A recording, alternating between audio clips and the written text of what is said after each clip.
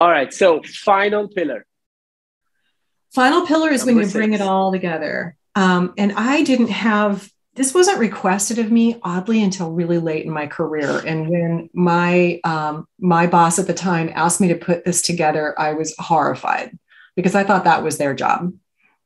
We never talked about it. No one ever asked me what my strategy was. I just was out there delivering all day and, picking up the peanuts off the floor and just making sure that it worked.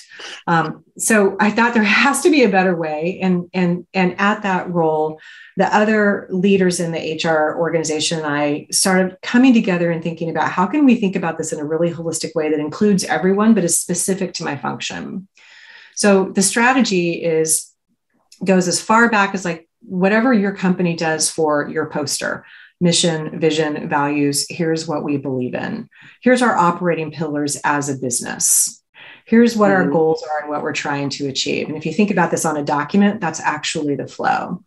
And then I'll pull apart what are the KPIs that we have, and at the risk of using lots of acronyms, or OKRs about what the company has asked us to achieve at the top. How are the tactics and the OKRs that we do day to day going to roll up into that?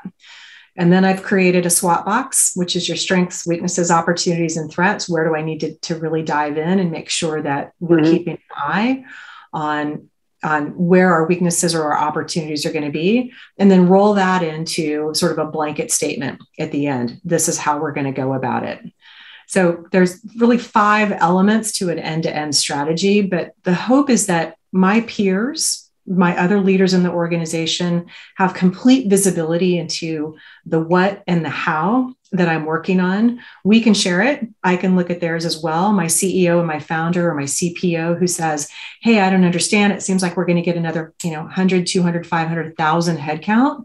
How are you going to go about that? We can go back to the strategy and I can point out exactly where we're successful, where we have opportunities, where we have threats, and what we're going to shift. And I think it's interesting that CEOs don't ask heads of talent, how do you create a talent strategy? Or maybe they've given up because the individual probably says, I don't know.